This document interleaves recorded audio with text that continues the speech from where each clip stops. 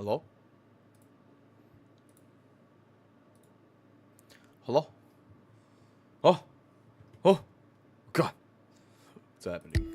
Oh God. Oh God, what is happening? It's people. There's people already here. I can't believe they're already here. Oof. Hello, everybody. How loud is that? How loud is that? Is that loud? That's pretty fucking loud. Just calm down. Just calm down. Just calm down a little bit. Yeah. It's gonna be in the background. I just don't want it to be blowing it out of the proportions, yo. Yeah, it sounds like we're gonna go ahead and have. Oh, I didn't mean to have Gavin on screen already. Haha. Shoot. He'll be back. He'll be back. So Ruby should be arriving home. So if Ruby does show up, Ruby will join us too and tell us about their FWA experience as well. If not, it looks like I'll talk to Gavin about Gavin's FWA experience. And I'm just gonna wing this shit and turn this live stream into something worth watching for y'all. But of course, the reason why I didn't want Gavin in immediately is because I wanted to do my opening, my big opening that y'all like to hear and see and do. And that's read people's names and celebrate everybody who's here. But I do need to hop in and I want to steal this. I want to like this, clip this. Oh, that's going to be awkward. It's going to be awkward. It's going to be awkward. Oh, God. I'm going to make a Blue Sky post really quick.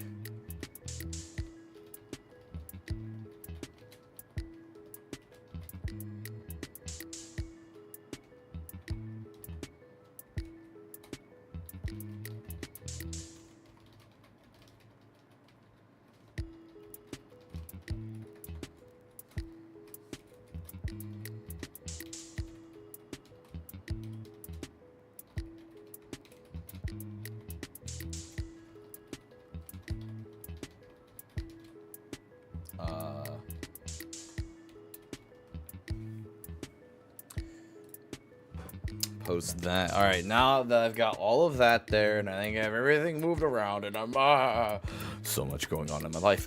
Well, hello everybody, welcome on in. Gray Old Fox, we've got Running Bear, hello Audible Player, we've got Landon Yin, Cicero the Fourth, Gavin, ooh woo, Prophet Soya, hello. We've got Gavin who's here as well. I'm literally gonna just drop you in just a second. You'll be getting a you're gonna be hot dropped into a Discord call, so be ready, okay? Just be heckin' ready. But yes, I do see Carnelian Fox in the chat. I don't remember if I said Intero Bunny, but hi Intero Bunny, and we've got Hellraiser as well. Alistair the Hyena, welcome on in. I think that's all the names so far. Just wanted to say, thank God it's Friday. Oh, Fire Tiger Paw, good to see you, friend. It's been a minute. How are you? BF is watching too, and he's called Major. Well, Major, thank you for dropping on in as well. And listening to a dumb wolf. Yeah. Hi, everybody. I'm doing well. Kinda. I don't have the spoons for this. I do and I don't. It's funny that I can project energy right now. I am so ready for this weekend for some reason. For some reason. I am just spent. I feel like I just don't have energy. I feel like I am so incredibly ready to just not give a fuff this weekend. Yeah, it's going well, Fire Tiger Paw. In general, life is okay. It's a little stressful. There's a lot going on. I did just learn, so there was a very quick lead position that popped up at my work. I interviewed for it last Friday, and I did not get the lead position, unfortunately. I still might be moving over to that department. It looks like they might actually be looking to give a merit increase, so a raise to bring people over from my department. I already interviewed incredibly well with the person. I already talked to them. Actually, I left work today, leaving them not leaving them a message, but just having finished conversation with them about how would like to know more about how the transition would work, and I have to make sure look, I'm gonna say this right now, everybody. Solace is locked in for Anthrocon for right now. I have a room set up. I can get, I believe I could get round trip tickets for $300 with my checked luggage. And I already went ahead and paid for Reg. So I'm gonna go for Anthrocon. It's crazy. It's wild. So with that, I have to get guaranteed that when I transition to the other department, my current department manager has already approved my PTO, but I don't know if I were to transfer if that would be honored, and I have to make sure it's honored. They have to know that first week of July I'm out. Did you not go to FWA? I planned on going to FWA this year, but very, very unfortunately, I was not able to afford it, and that will be a next year thing. FWA 2026, I think I already know how the setup's going to go. I think it's going to be great. It's going to be awesome, and I can't wait to go. But for now, though, everybody, how did you like the episode? How are you doing on this Friday, and how is your week? While you're sending those messages, I'm going to scroll over to Discord and drop Landon. Whoop. I'm going to drop Gavin in here. I'm going to force add this mofuffer. Javin Wolf. Bam. Hot drop. Okay, am I here? Yeah, you're here. So before I say anything, hi. I'm dying of allergies right now, so if I sound nasally and congested and I mute myself a lot, that's because I'm dying a little bit. But I am sorry that you're dying. You sure it's not Concrete? I don't know. It's not I know for a fact it's not Concrete, because when I came back there was pollen everywhere, and I'm very much allergic to a lot of different trees. So it didn't hit me immediately, but like a day later, and I could tell it's allergies, basically. I know it might be a mixture, a little bit of concrete. I wouldn't be surprised if it was a mixture of both a little bit, but it's mostly allergies. Okay. Hey, by the way, shit. All right. Is your YouTube just your name? I'm gonna grab your YouTube. It should just be Gavin Wolf, because Misha always made fun of me of having like my username different in every goddamn site. So I'm like, you know what, fine. Well, it doesn't one day I just help your you ever think about it doesn't. I'm very Yeah. bad. I did fix that last year though, so everything is under the same thing now. Gotcha. All right, good. So I did fix that. I have business cards that are out of date because I have my old hat. Everybody in which is chat, funny. go follow Gavin. Gavin's got some great content. Yeah. I need to get back Gavin, to would you be making willing to write a book? Would you be willing to write a book? When I write a book, I mean, I wouldn't. I mean, if I were to write a book, it would probably be like a comic or a manga or something. I've always wanted to do that. I have like character ideas for that if I ever were to, but that wouldn't be until like eons later. Yeah. I feel that. I mean, the concept isn't can you write, like anybody can write a book. No. Yeah. Is the concept to get it published and read by millions. That too. I know my roommate right now, they're doing a Kickstarter to get their comic off the ground. So seeing them go through that is like a goddamn. That sounds stressful.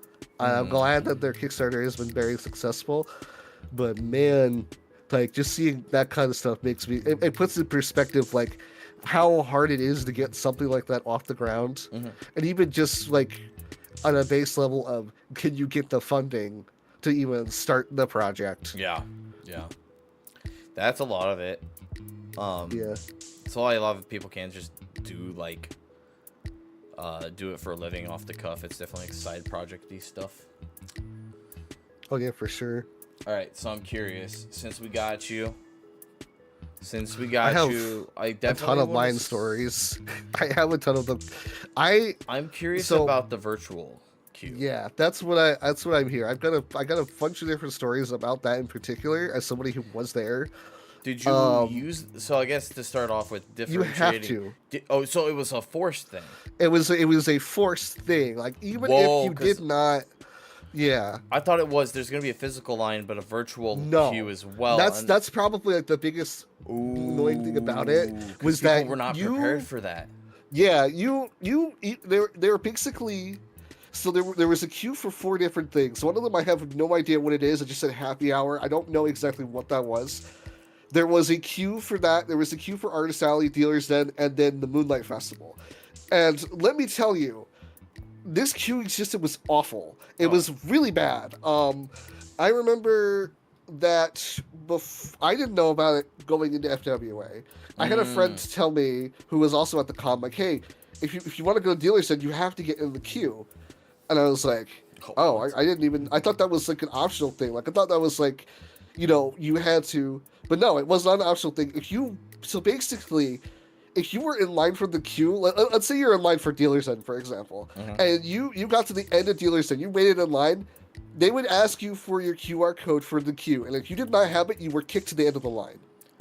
Wow. There was not a separate line. And I know people who got to Dealer's Den too early in their queue, and they, even though they're technically on time, they were too early, and they were kicked to the end of the line. That's because yes, oh it was my pretty God, bad. That's awful. It was really bad. Let me tell you some more stories about that, because I got a lot of them from personal experience. So I first used the queue on Friday. I had 2 panels I wanted to go to, so I queued for the latest spot, thinking, I'm gonna get in, I'm gonna have a little bit of time to go to Dealer's Den and to do stuff, because I went to 2 panels beforehand, because I had planned to go to 2 panels. Well, mainly one. I planned to go to the Agresco panel because I wanted to meet up with Ben Diskin, and then there was the B-Stars panel, which I also wanted to go to, and so I had it, knowing that I queued for the latest spot, because I was like, well, I'm probably not going to get there until very late, because I have plans for this day, and I want to go hit up Dealer's Den today. I want to do that. So I queued up for their 5:40 slot. That was their latest slot. I remember I was at the B-Stars panel. I was there with my fursuit head, and I was like, oh God, I got to leave now to get in queue line. Knowing what I knew about people being kicked out, I actually let people cut in front of me because I didn't want to get there too early. And the worst part about it is the line started outside. So you could not see ahead of the line. I thought the line was just outside, and it was like, once you get in, it would be quick. It was not quick. And I kind of wish I did not let people cut in front of me. But here's the kicker about all of this that I actually was the most annoyed about for that day in particular.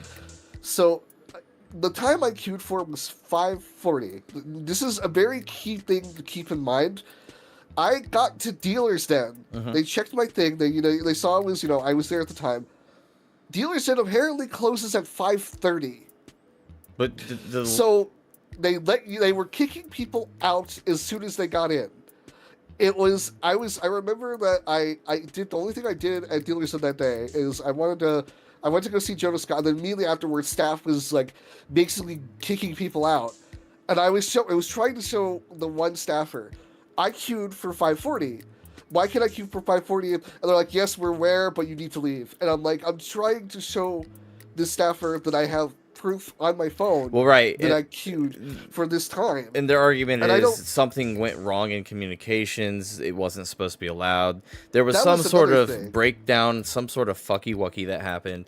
They're going to kick you out regardless because they need to kick you out because they have set times. And their big is, sorry, we fucked up. Now get the fuck out of here. Which just sucks because it's not satisfying to you. You don't get to do anything, and yeah, it's going to be a negative impact to your experience. You have to keep in mind too that like you would think with the virtual queue, they were advertising the virtual queue like it was like Disneyland in the sense of like, oh, if you get here at this time, you don't have to wait in a line because you've already quote unquote waited in the line in the virtual queue. So basically, you would get there, you would show them, and you would get in. That was not how this worked at all. So you still had to wait in line. It was just an extra step for waiting in line. And I remember some people at the con were like being like, "Well, the lines would have been longer without this." And I argued, no, it would have been the same because it literally doesn't add anything. It's not like there's a separate line for people in the virtual queue. You were all in the same line, and it was just Yeah, it was like because oh my god, somebody in the Soya has talked about it in chat. The defunction land, I can't. Defunct land. Yeah, defunction land goes into like the whole pass thing, and that's how it should have worked. But it's not actually how it worked. I was gonna say I have a direct example from one of our furry cons that would have worked way better, and you can just do it virtually. So you could have used the exact same system that FWA used, but you use it in the exact same scope that BLFC uses their original dealers did, like vouchers. It's the QR code. Instead of having physical vouchers, you just have QR codes. It is a QR code, by the way. Basically, what would happen is that you go on, you'd have to be logged on to your MyFWA account. Right. Basically, the website where you get your registration. You have to log on to there. Because there was an app, but the app did not work. Oh, of course. I remember I tried it, and I knew other people who tried it, and basically the app would not let you queue. You'd have to do it on FWA site, which is really annoying. That is definitely tough because websites don't work on phones as great, especially if they're not optimized for it. But it sounds like the app wasn't optimized at all. No, it was not. So my other gripe about this too is that Artist Alley and Dealer Center are right next to each other, but if you queued for Dealer Center, you could not get into Artist Alley. You had to queue for Artist Alley separately. So like you couldn't just be like, oh, I'm done at Dealer Center, let me just walk over to Artist Alley. No, you had to basically queue for Artist Alley right there at Dealer Center for the next slot. It was dumb. It was really fucking dumb. And it's, oh god. So then there's the situation with the Moonlight Festival, which I think was even worsely done. So with that, for somebody in my experience, I had a pretty bad time with getting it. So I wanted to get in. I did eventually get in. I shouldn't have gotten in. Because what happened was that they were queuing the line for it in the Marriott, even though it was in the Hilton. So they would actually restrict the Sky Bridge. I remember because I had my fursuit head and I was trying to get, back to the Hilton because that's my hotel. And the staff wanted me to walk outside, which I normally would not mind doing, but it was raining and I don't want to damage my fursuit head. And I'm literally not trying to argue with staff, but I'm frustrated because I'm like, well, then what do I do? Because I need to get back to the Hilton because I don't think I can queue for the Moonlight thing. Because here's what happened with me with Moonlight. Mm-hmm. And this is also from what I hear. I was not the only person to experience this. You could not queue for Moonlight, even though it was queuable. If you went to click on Moonlight, it showed no times to queue for it. Oh, so sounds like another bug or issue, yeah. Yes. Apparently, this is something I could not confirm. It was apparently they moved it under a different name, or they moved it under like a different thing. I did not see anything like that on FWB's site at the time, and I literally didn't see anything like it because I remember I tweeted at it. I didn't tweet because it's not Twitter. I blew this guy out at FWA being like, "Hey, I'm trying to queue for this event that happens all night, and apparently there's no queue times for it." Mm-hmm. I was livid, and I remember I was even more livid because it's like I have a con staff telling me to walk out in the rain with my fursuit head with no protection, and I'm like, I don't want to damage this thing. I'm really worried about damaging this thing. And instead of being like sympathetic, they're like, well, you could just kind of merge with the line and just hope you get in. Which at that rate, I was like, fuck it, I did merge with the line because they were not keeping, and that whole con, they were not really strict about the lines. A lot of people were cutting. It was to the point where when I finally did go to Dealers Den the following day on the Saturday, there was no line to Dealers Den. It was a massive crowd of people at the entrance of Dealers Den, and you kind of just had to push and shove to get in there. Oh Jesus! And it was pretty bad. So yeah, I eventually. So what I ended up doing, I was like, fuck it. If I'm on the way to the Hilton anyways, I might as well just queue. I might as well wait in line for Moonlight because I still wanted to go, and I was dressed for it under my clothes because I wanted to strip down, and I had like an outfit ready for it. So I literally waited in line, and all they scanned, only thing they checked, was my wristband. That was it. And a lot of people I know, and I want to actually clear this up right now because there was confusion. A lot of people are like, well, they weren't checking IDs at Moonlight. Here's the thing about that. Your wristband contains that information. And that's the reason that was because I remember when I went to code check and they were able to confirm. I did not tell them my name. They were able to confirm my name information because that was on the wristband. Because a lot of people are like worried because like, oh, they're not checking IDs. And I'm like, they are checking, but they're not. And I kind of don't mind them doing this. Because, I mean, first off, to get the wristband in the first place, you need to prove your identity. You need to prove that you are the person you say you are. So you already have shown them your ID. That information is on the wristband. So now if you're going to Moonlight, especially for a lot of people, you're dressing down a lot.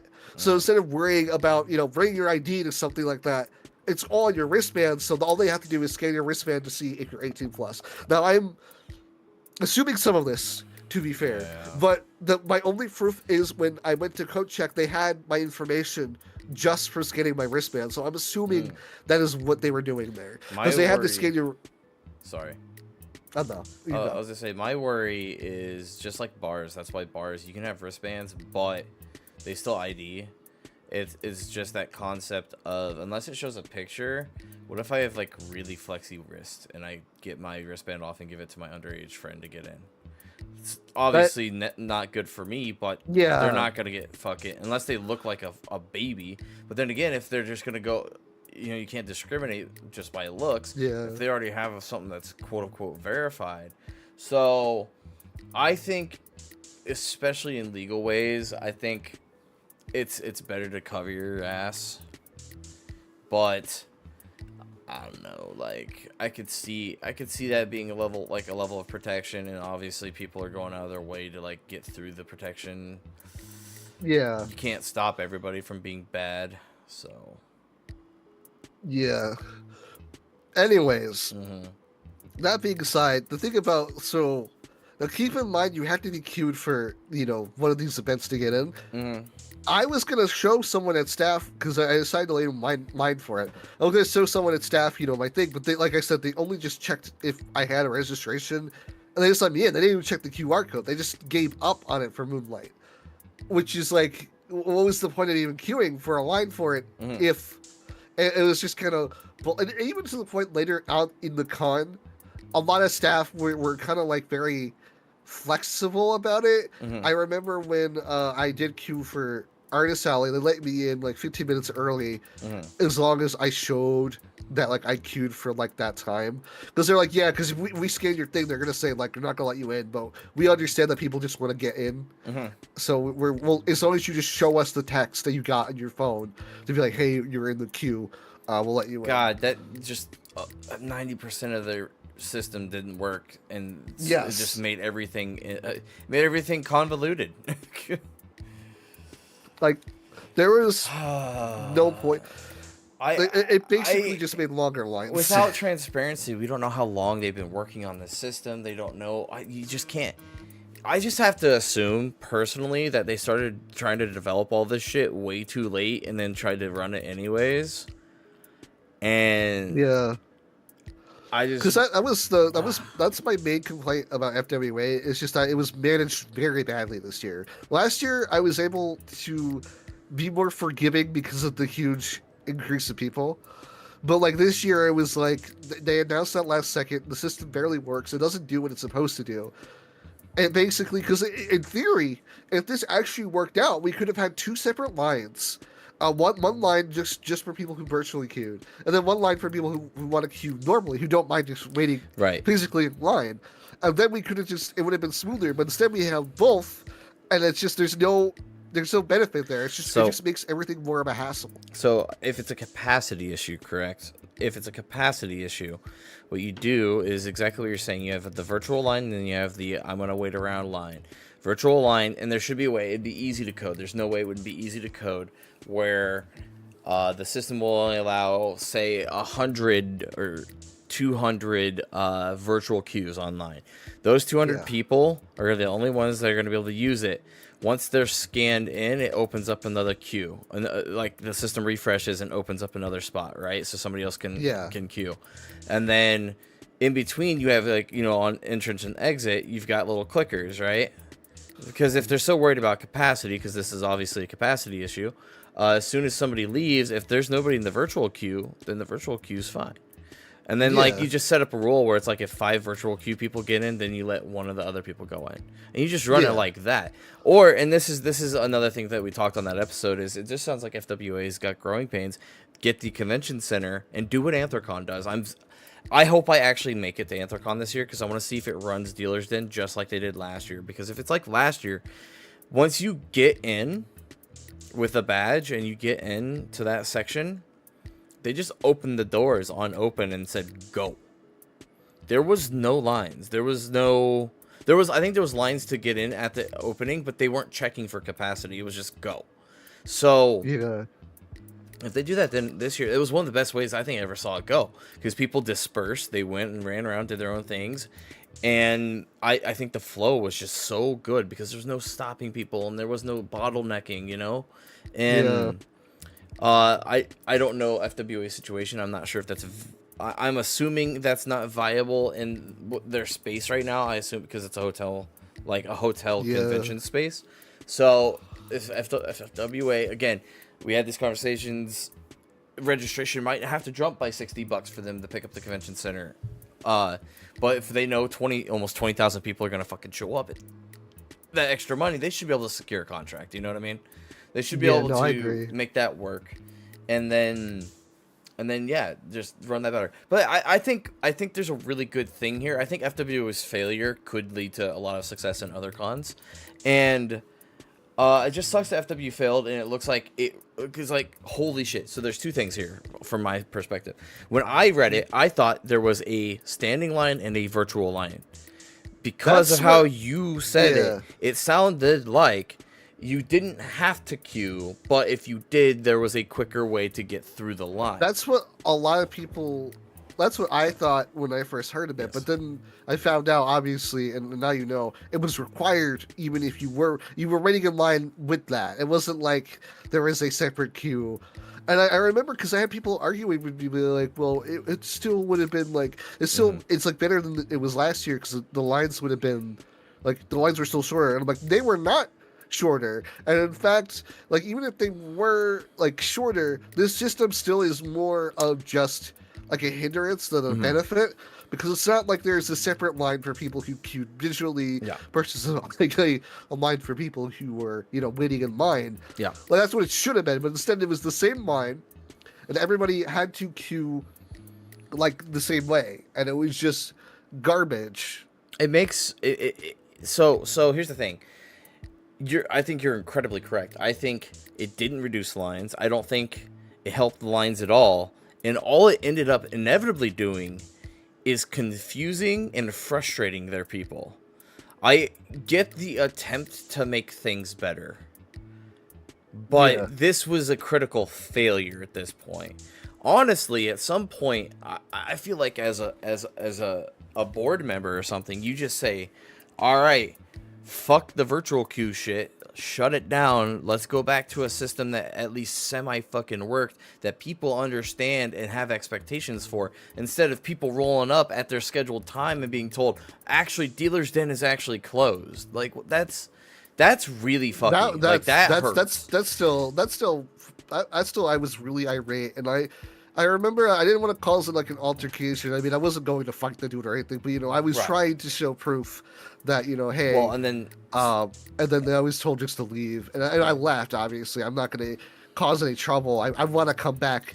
As much as I was mad at that decision, I don't want to cause any trouble. And if staff tells me, hey, you need to do this or whatever, I will do it. Just because I don't want to get them in trouble. I don't want to start any trouble. Well, I did try to at least be like, hey, guys, I queued for this time. Here's proof. And the staff was like, yes, we're aware, but you need to leave. So it's, I hate to make this drawing comparison, but it's like being stopped by a cop.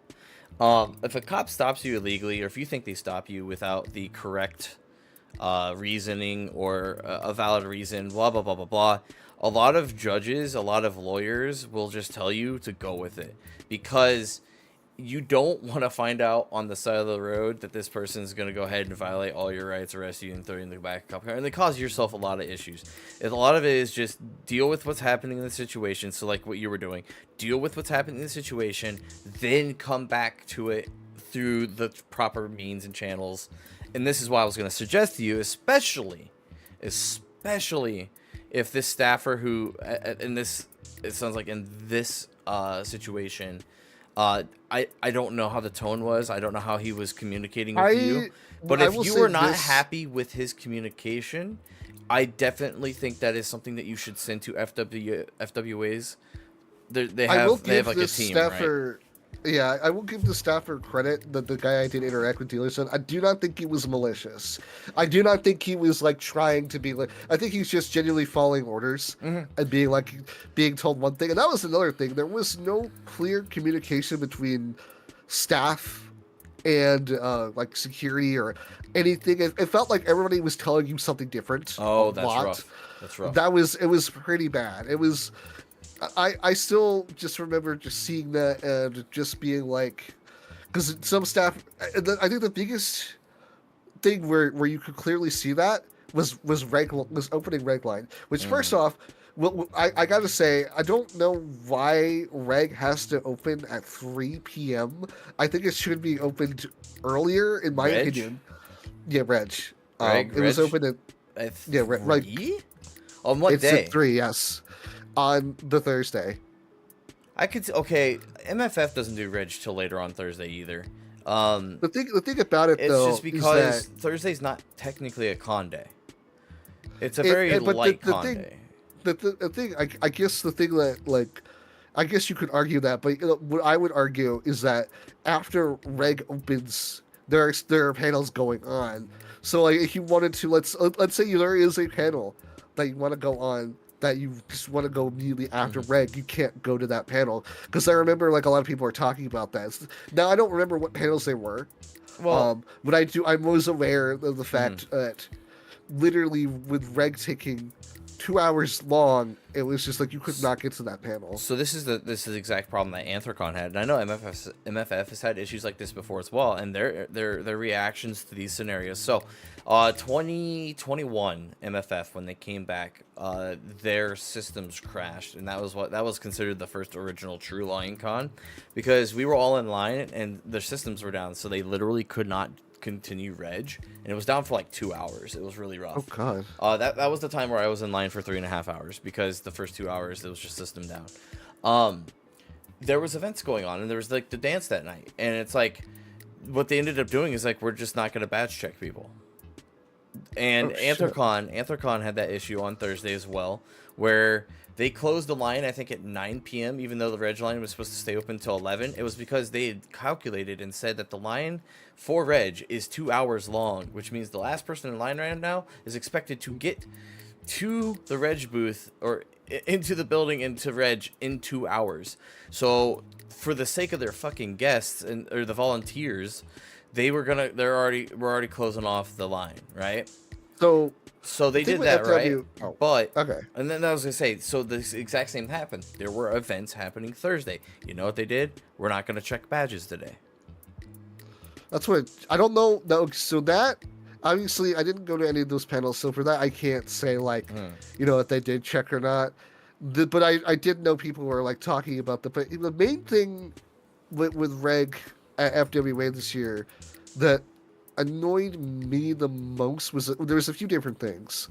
So one of the nice things about FWA last year, and apparently they did this year as well, but I do not know where this was. I remember because I looked on their website for this option because it was genuinely a really nice option for last year, and in my opinion, I believe it helped the lines. Now, I didn't. Basically, last year at FWA, I did not wait in the right line because what I did was that FWA had an option where you paid a little bit extra, and they would send you the wristband early, and so all you had to do was go into a separate line that was really short. It was really quick. They'd activate it. You obviously still had to show proof that it was you, but they had activated it. You would just go, and it was way. And they have that open. They opened. And the other thing about that I found out that kind of was scummy, but I'm glad that they did it like this, was that they did open reg early, but they didn't tell people they were open reg early last year. But even if they didn't, it was just, or maybe that was 2023 that they opened it early. My point being is that last year I barely had to deal with red line because I paid to be an essentially a faster line. Yeah, yeah, Now, yeah.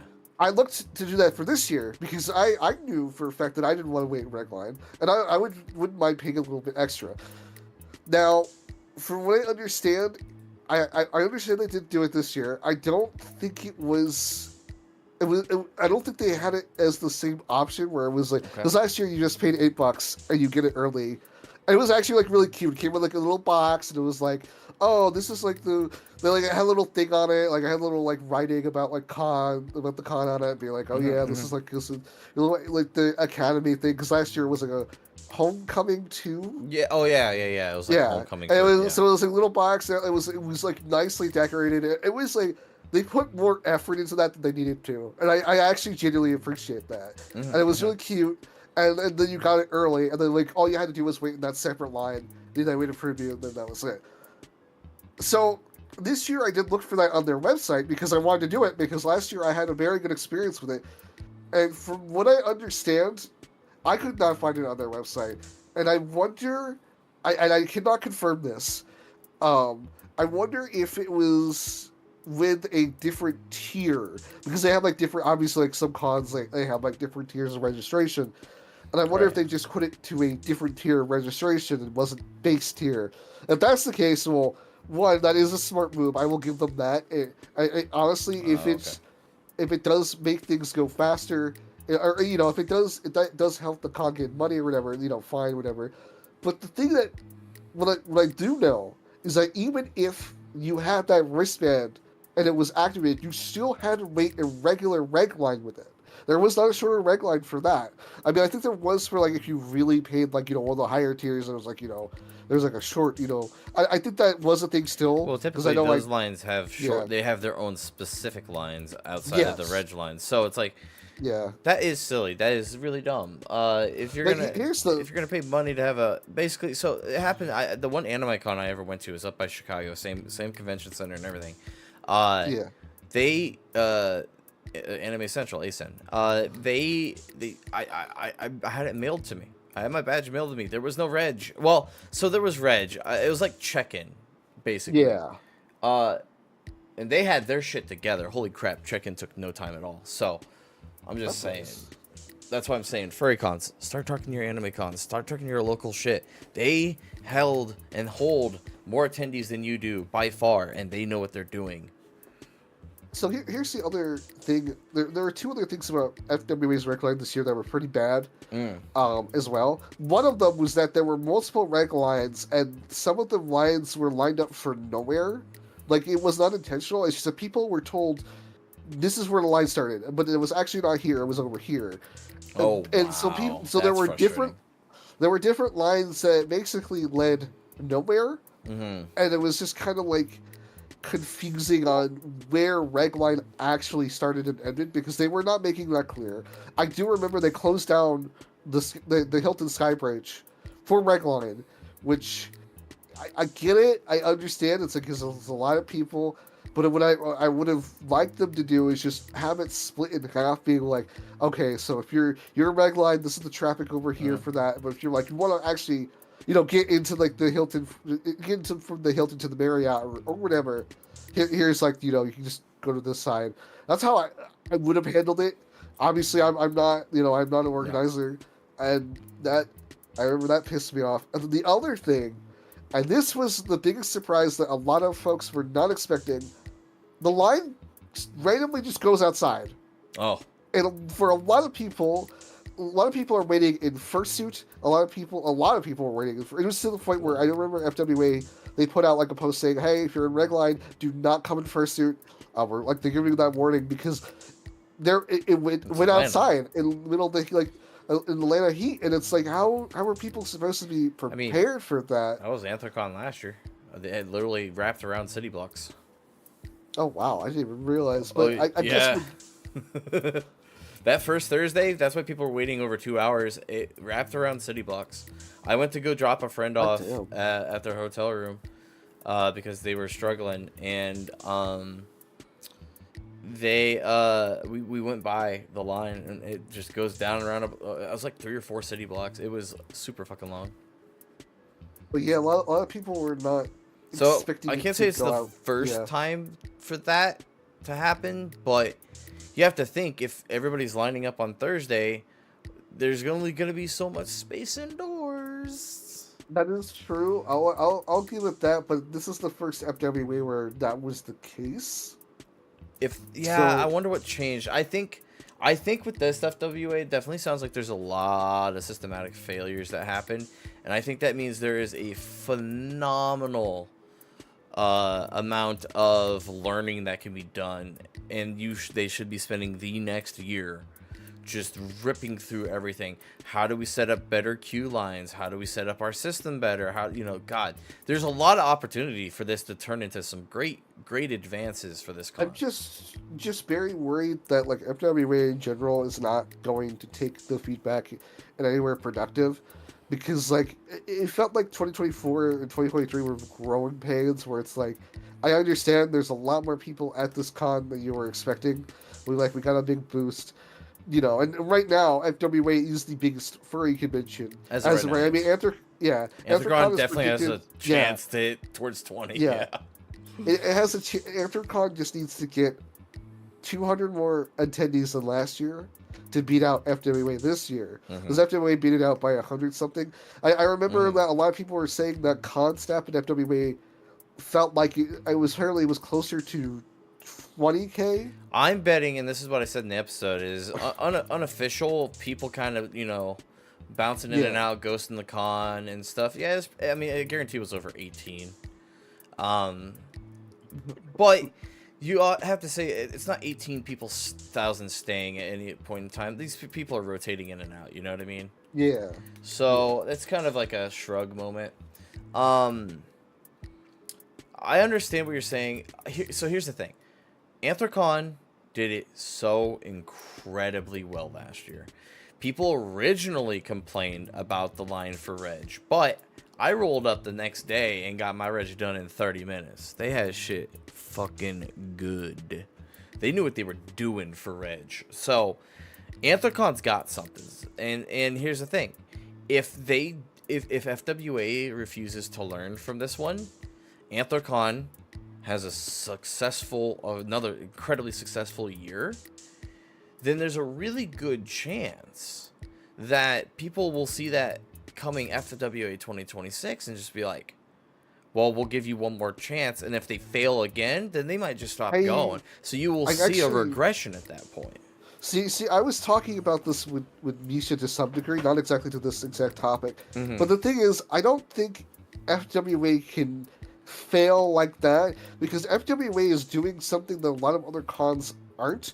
And I think this is my theory. I don't have any proof of this, mind you, but I think the main reason why FWA is doing so well compared to every other con right now, and why they're hitting like record numbers, is because they have that After Dark space where you can basically dress however you want. I mean, not literally. Obviously, you need to keep like your genitals covered, and I was told by staff you needed to keep your ass covered as well, but I saw a lot of people in jock straps. Personally, I don't care. I'm entering a space like that. I'm expecting it. I don't know how strict they were about it. Obviously, they were more strict about showing genitalia, and Well, you have to. I want to see because I never mentioned female presenting nipples, but I did see some people have them covered up, and I don't know if that was like rock it with pasties at some point, because pasties, the nipple is like, I guess, the big point. So yeah, because I don't know if that needed to, because I saw some female presenting, and I don't know if this is like because I know some people they might just like the look of having it just covered up, so it could be that. It could have been just because I did see like a mixture of that where it was some people had. Like some people were had a female presenting body, but their nipples were covered and weren't. But when I talked to staff about it, because I asked a lot of questions, because obviously I'm running around in kink gear as well. I was basically wearing the harness. I was wearing a kimono, and I was also wearing something else that I don't want to talk about here. Yeah. Gavin's I was just wearing a harness, Winks. Yeah, okay, so funny thing about that is that, like, obviously I was wearing some kinky underwear smile. But most people were looking at the harness. A lot of people were like, "Oh my god, I really like the harness," and did not realize what I was wearing. And I thought that was the funniest fucking thing. So many people were looking at my harness, and I'm like, I know what the furry's like, apparently. But well, harnesses are fun to play with. I personally am not into harnesses myself, but I if you give me the opportunity, I'll tug your harness, and I know that gets a lot of people who wear harnesses. So I was never a big harness guy, but like I started to see more and more people wear them, and I was I liked that. I like that it had emphasis. It has like wearing a harness has like an emphasis on your body, and I kind of liked that. So that's why I liked it. I remember because I spent 2 hours trying to get my harness on for the first time. I was in a call with like Misha and a few other people. I'm like, guys, can you help me figure this out? I don't know how to put this on. I felt so dumb. They're so confusing. I remember trying to help a friend do that once, and I was like, I can't figure it out either, brother. It was me. It was first me and Seth, and then more and more people were joining in and be like, no, you gotta do it like that, like this. Like, I actually tried this. It's like, no, don't do it like that. It's a choking hazard. I was actually one of my highlights at the con, just trying to put on the harness where I was basically in a private call, basically almost wearing nothing, and just trying to get the harness under my, because I wanted to have it under my clothes so I could take off my clothes. It was one of the funniest moments of that con. But anyways, so yeah, I remember I did ask staffing a lot of questions because like, not like this year, like last year, there was more spaces to walk around in that kind of outfit. Because before, it was basically just like this one. Sorry. Stop phone. I chose the wrong app. Oh, that's fine. Because last year there wasn't as big of a space to wander like that. It was basically just like this one huge room, but it wasn't like that was it. Here there was basically there's two different rooms and a connecting room. There was one room which was just the night market. It was basically all the night market stuff in there, and another room that was just the rave stuff. And then there was a room in between that was way more lit that you could just kind of like either get to the other room or just hang out in. And each the night market and the rave both had their own separate code checks, which I do appreciate that, even though I wasn't even aware of that. And I think that the code checking. What do you mean code check? Is it like a bag check? Basically, you give them your stuff and they hold on to it, and they give you like a ticket being like, here, this ticket, like, let us know which one is your stuff, and then they'll give it back to you later. Okay, yeah. That way you can like, you don't have to be like, oh, because last year when I went to Moonlight really late. I didn't even know there was a code check. I put everything in a backpack, and it was not fun. This year I didn't do that. I just gave them my stuff. I shout outs to the one staffer who I was like, not like, I wasn't like embarrassed or like, like I was a little worried. And he was like, I was starting to strip before. I was like, sorry, just give me a bit. I'm going to strip. He's like, I don't mind the view. And I'm like, that guy was cool. I liked him. He's funny. He's funny. I still remember when I was asking all the questions, I was like all nervous and worried because obviously I don't want to get in trouble. I don't want to get the con in trouble. And then the guy was like, I still think the funniest thing is that the guy was like, dude, out of all the people here, you're dressed the least offensively. And I was like laughing, like, oh my god. The staff there at Moonlight was actually pretty good. I genuinely, they were all like some pretty chill people. So I appreciate that. So to kind of break that down, here's the thing. I do agree the Moonlight Festival is a big drawing point at FWA, and I think other cons need to just do that instead of just having necessarily the 18 plus dealers den side. Yes. Anthrocons was incredibly small last year. Because that's like that's the thing. It's like I from what I understand, there is one other convention that has it. I remember I was talking to somebody about this at Moonlight. I don't remember the con name because they were telling me about it, but it was done way worse than FWA's. Yes. It was done. It was a lot more like it wasn't as fluid to get in, and there was apparently, God, I don't remember the details, and I don't want to like, yeah. But the point is that. Yeah, but the point is FWA has that as its biggest selling point.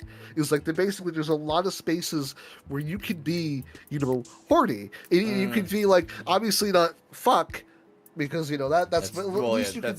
That's straight up illegal, yeah. That's straight up. Yeah, you'll get yourself arrested and kicked out of the hotel. Yeah, obviously, but there's a lot of places where you could, be more adult, and Yeah. I feel like that is one of the biggest reasons why FWA grew as large as it did. Because as soon as that happened, I guarantee you that was the main reason why it started to get more crowded, because people see that and it's like, well, what other place offers a space like this? And I can't really think of any other convention, because it's like you said. I mean, there could be people next year that will see FWA fail again and be like, I don't want to go to this con. But then there'll be other people who will see it fail, but then it'll be like, well, this is the only place that has a space like this where I can be, myself in this way. Like, this is the only convention. And I think if FWA has that competition and they do it better than FWA, then yeah, I think FWA's numbers will falter. But right now, they're the only convention doing this, and I think that's like I don't understand why more cons don't do it. I understand maybe it's not as easy to do. Maybe they don't have space. But it's like, even when cons that have 18 plus panels, usually you're still dressed the way you are. It's just more. It's more of the subject matter is 18 plus, as opposed to just the self expression that isn't. Because obviously, like, even for some other cons I've been to that have 18 plus, it's like you're still dressed the way you would dress normally at the con. Like, you wouldn't be able to strip down. Yeah, you wouldn't have that. Yeah, it's not an 18 space. It's just a panel. Yes. So, but that was I still have a kind of argument to that. Is so this year, obviously, there's line issues, which also affected people's experience getting into the Moonlight. I doubt that keeps people from going to 2026. But if 2026 has the same issues, just as bad, and then this is that whole concept is, and then all you hear is glowing love for Anthrocon. Anthrocon's only another month and a half away. Or 2 months at most. You might start seeing people think, you know what, I'll just save the money and I'll save the time and I'll go to Anthrocon because it's overall a better experience. Yeah, it doesn't have this space, but at least I don't have to dick with these lines and be frustrated and pissed off. Not ruin my Friday, you know what I mean? Which I could see for some people, maybe that's the case, but I also hear horror stories about getting a hotel for Anthrocon. Like FWA. I don't know if that's the case as much as FWA, because usually when I go, I'm usually going with people who already have a room. But I don't hear it as often. Where Anthrocon, I always hear horror stories that the rooms sell out like that. Like, it's just instantly, as soon as like it goes up, it just sells out. And I hear other things, but I've never been to Anthrocon. I've never tried to book a room. So like, what do I know? That's like an experience I can't really. I'm only going off of like what other people have told me. I mean, I'm curious now because FWA being technically the largest con now, I'm wondering, is it just because Atlanta maybe has a better city planning where there's more hotels around, or what? Because Anthrocon definitely. I was gonna say the big three, FWA. I thought also suffered from this, but maybe not. But MFF and AC every year struggle to get rooms. You'll always struggle to get rooms in those places. I don't know if it's just needing, again, contract expansions with the hotels to get more room blocks for people, or what. But like, there's got to be a solution there for those cons. Now, if maybe FWA just does have better access to hotels, because I won't lie, as cool as downtown Pittsburgh is, it's definitely not set up for the tourism that it's getting. You know what I mean? So something I actually want to ask real quick about Anthrocon, because this is what I've heard. I have not been to Anthrocon myself, but I hear one of the bigger selling points for it is that basically, like, there's basically a block of the city. I've seen like some TikToks. I'm not really sure how, like, true it actually is, or to what extent. But like, I always hear that Anthrocon, it was like basically there's a whole block of the city that's basically just, it's not in the convention space, but it is a convention space in the sense of, like, you can just be fursuited around, people just casually just going. Well, I mean, it's more than a block. I mean, the Omni's a couple blocks. It's like a half-mile walk away, maybe. Oh, okay. And so the Omni's where I think I'm staying again this year. I've stayed there several years now. And I mean, people just suit and walk. It's like 3 or 4 streets. All those blocks, there's hotels up and down the blocks, and we just run that whole area now. Oh wow. There are normie places. That's why like one of the years like there was a shooting at a bar in that area. It was just locals popping off at each other, but Yeah. so that's why you hear like it's during Anthrocon there's almost more furries than there's regular people, and so you do see kind of like a mixture of the groups of the people. But 'Cause I mean, they think- have the block party where one of the days, I think it's Saturday, they just shut down the 2 blocks or 3 blocks. Is it 2 blocks? I think it's like the 2 blocks right in front of the convention center and main hotel. And they have street vendors for food and shit, and everybody's just out in fursuit hanging out and shit. Oh damn. Oh, yeah. Because that's something I don't think you could get away with in FWA, because Atlanta, there's a, I mean, from what I understand and from what I've seen in Atlanta, there's just a lot. Crime rate in Atlanta is very high. I still remember my first FWA. There was a gunshot outside the hotel. I remember I was in my hotel. I heard it, and then because people were like, "Oh, it was just fireworks," but later it was confirmed that it was like somebody in like at Atlanta just shot somebody like near the hotel. And it's like I don't know if you can even do something like that at FWA because of how unsafe it is. It's to the point where if you walk around in Atlanta, and this is just something I've experienced myself, you'll see a lot of signs that will be like, "Hey, don't bring your guns in here," because a lot of people just carry firearms everywhere in Atlanta. It is notorious for shootings and whatnot. It is, so I don't think it would be. I don't think FWA could ever do something like that, and I feel like that is an advantage Anthrocon has. Because FWA could never, like, we could never do it outside of the hotels because it would be such a safety hazard, and I don't know if they would ever be able to do something like. Because honestly, like in theory, what Anthrocon is doing, I mean, not in theory, I think that's generally really cool, but obviously, like that's something that FWA could never do just because of how unsafe Atlanta is in general. Like it is not a place you want to walk around at night. It does not. I will tell you right now, it does not feel comfortable. It's just not. I was gonna say I've walked around Anthrocon plenty of times at night. I usually don't show up in my hotel room until like 2-3 in the morning. I usually am a pretty late guy. Yeah. I won't say so. I have never felt threatened, but it is still fucking nighttime walking in a big city. So yeah, there's always that air of like just yeah. If you see a couple more people walking the way you are that definitely don't look like threats or they're like fucking suiting and shit, walk with them. Yeah, because safety in numbers. And we actually talked about this, man. It was me and I made that comment with Misha. I was like, man, we should come up with an app where we could all just you instead of requesting an Uber, you request a friend to walk back. Yeah. So you just choose your hotel, and another person chooses a hotel and matches you two up, and you can walk together. Because I remember, because I had for 2023, I had to get an Airbnb for one of the days because I had a hotel room, but like I was told last second it wasn't for Thursday and Wednesday, and I would need to get an Airbnb for it. So I did. Right.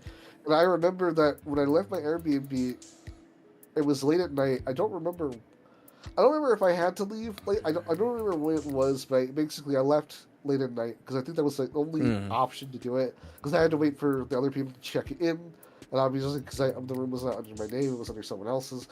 And I remember going through Atlanta with 2 suitcases and a fursuit head in a backpack, being like, I feel very vulnerable right now, walking a few blocks like that. And I'm like, it's not, especially at late at night, it's like, it's not fun. It is like, it is anxiety. Like, I feel that's like the most vulnerable I will ever feel, because like at any point, somebody can take my suitcase, and then that's gone. Or, somebody could easily mug me. If you mug me, that's like a lot of money right there, because my first suit's a lot of money. You worry about like your ID and your passport, then you can't fly. That too. Yeah, so that is like, how do you get home? Yeah, there's a lot of it's definitely like risk management for sure when it comes to the bigger cities. You should never assume like that shit's gonna happen, but also be smart. It's just knowledge and be smart. Try to Uber. Try to go with people if you can. Obviously, that's not or it's not perfect. But yeah, it's rough. I've never been to Atlanta. I'll be going next year, I believe. so I'll be able to test that out. I don't think you're gonna see any sort of reduction in numbers unless just total attendance just doesn't happen next year. I don't think you're gonna see any negative impact for FWA next year. Yeah, I don't just think so either. I think that if next year performs poorly and you hear a lot of frustrations, that you may see people decide to choose other cons. But then, like you said, the numbers may just maintain, because then there's people like me, like, oh, I didn't go in 2026, I'll go in 2027. So then that person replaces another person. You know what I mean? Yeah, it's hard. Like I said, compared to every other con right now, FWA has the Moonlight Festival, which is their big fucking their big thing. That without that, I feel like, I mean, personally, I feel like without that kind of space, I don't think FWA would be as successful. But what do I know? I mean, that's what I genuinely think. It sounds like they have their hotel situation figured out better, which helps. And I just assume maybe Atlanta is just a good. It's not as obviously big as O'Hare, but it sounds like I think Atlanta's airport must be pretty fucking big and allows for a lot of easy travel. It is actually really nice that once you get off the plane and once you get in, like once you get in Atlanta, like off the plane, you literally just take a train and you're there. You're in the city. Oh shit! And you're right next to the hotel. It was a small walk. Though I was really dumb and I followed some furries who literally didn't know where they were going. So I walked in circles, and one of the dude's friends was like, "Dude, we're going the wrong way again." And I'm thinking to myself, I followed these people and I went the wrong way as myself. I felt really fucking dumb. Following somebody who's lost. That's funny. And I didn't know they were lost. I was like, oh, they know where they're going. I believe in them, and they know they were lost too. And I'm like, God fucking damn it! I'm like, I can't like just get my phone out and use it as a GPS because I have one hand holding my regular suitcase, which has all my clothes and my other stuff in it, and my other hand is holding my fursuit suitcase because I can't put my fursuit in with my clothes. It's too big. I have to have a separate suitcase for it. And it's just like, I will say I'm glad that I have a suitcase for my fursuit. Because I know some other people they bring like a bag, or not like a bag. It's like a crate. Yeah. I've seen people do that. I've never done that. I do the crate when I travel, but that's only because I usually do it with car. If I go to AC, I have to fly, and I'm just gonna keep Solace as my carry-on. Yeah, that's what I end up doing because like. I see some people fly with the crates, and I'm like, I cannot imagine how much that extra that would cost. Because the fact that I'm giving them a suitcase gives, at least I get the standard, like, this is a suitcase. But when it becomes like a different item, I think there is like an extra fee to it. I'm not sure. I'm not right, because positive. I gotta double check my plane prices, because I don't know if my carry-on is counted as free or if it's this there's a thing where it said like one checked bag. Yeah, was it one checked bag?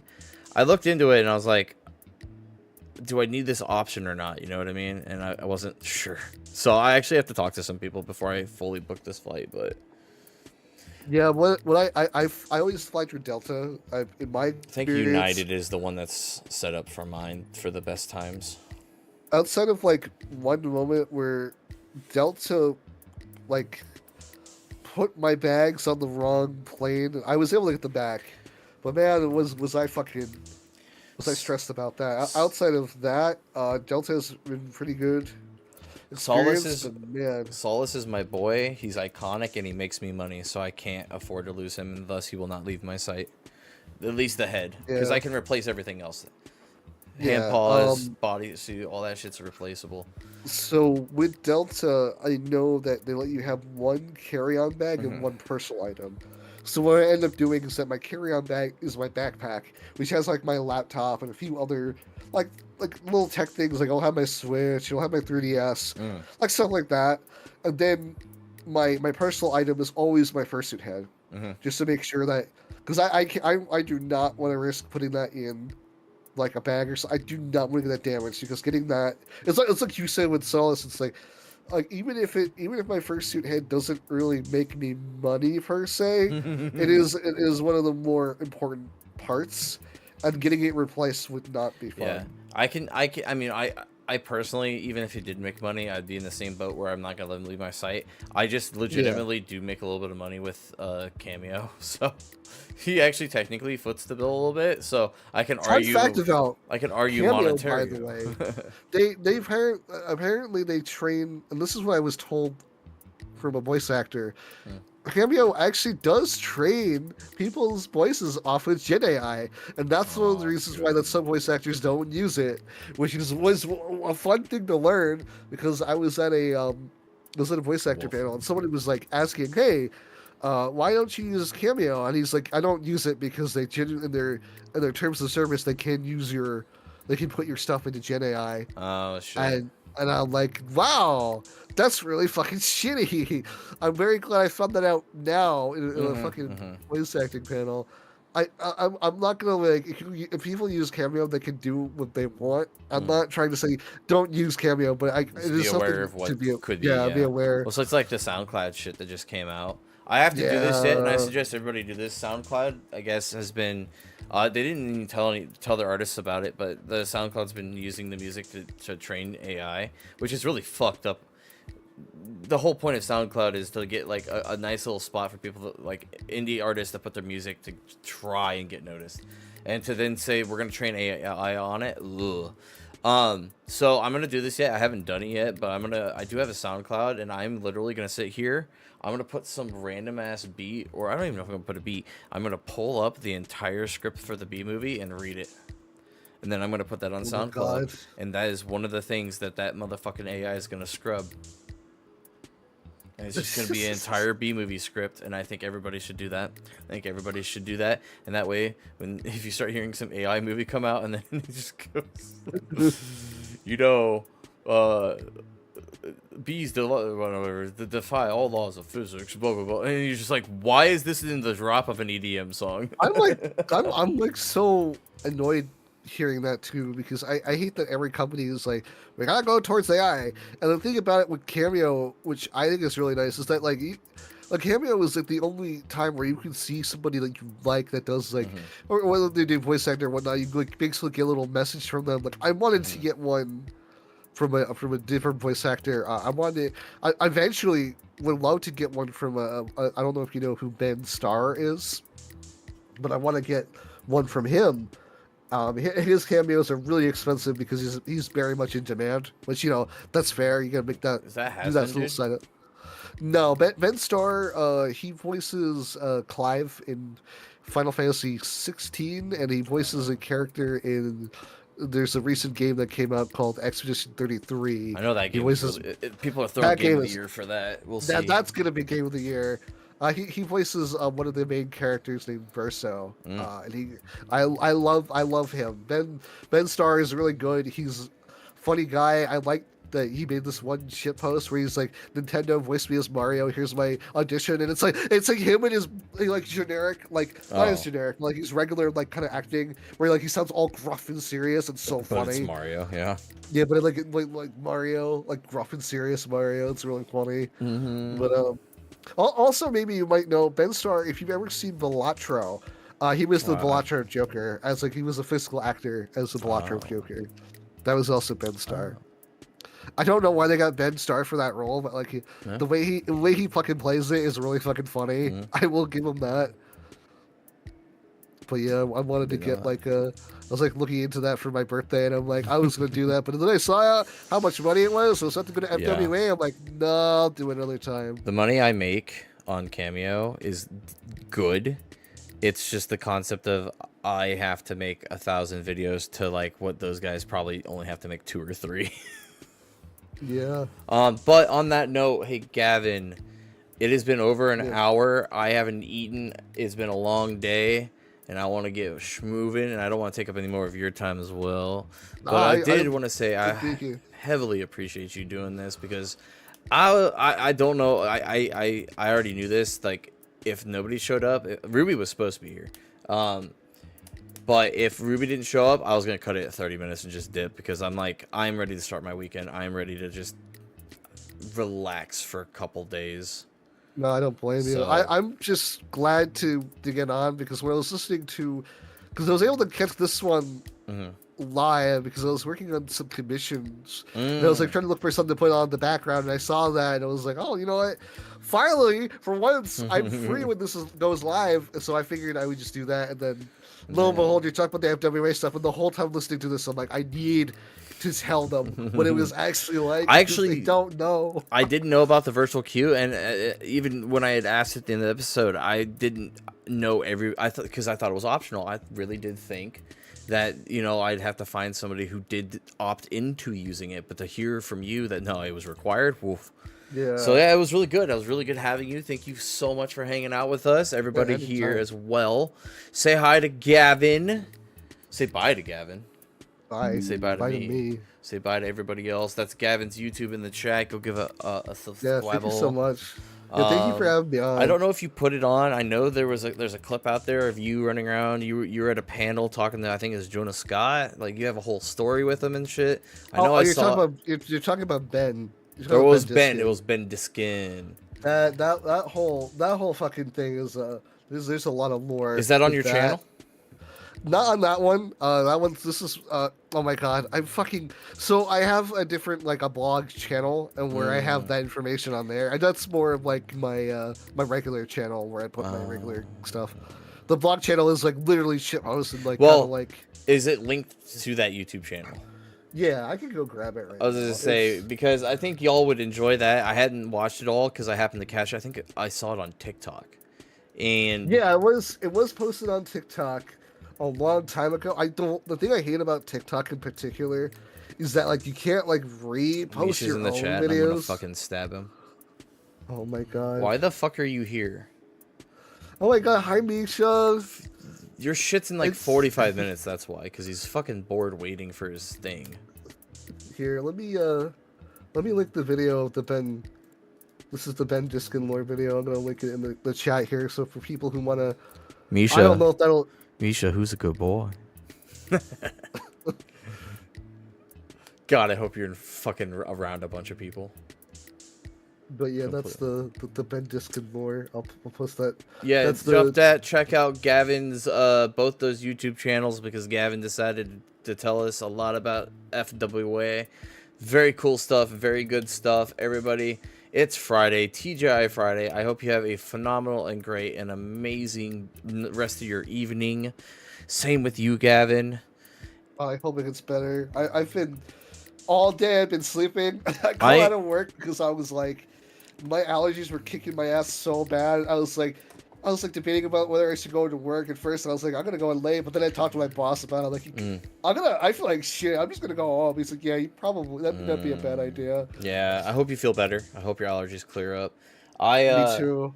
I'm literally the way I'm feeling right now. There's a Mexican place in town that's not too far of a walk, and just past that is a gas station that has some liquor.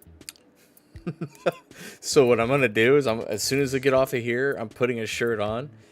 If you guys don't know, I almost never wear a shirt at my house. So if I'm live, I'm probably shirtless.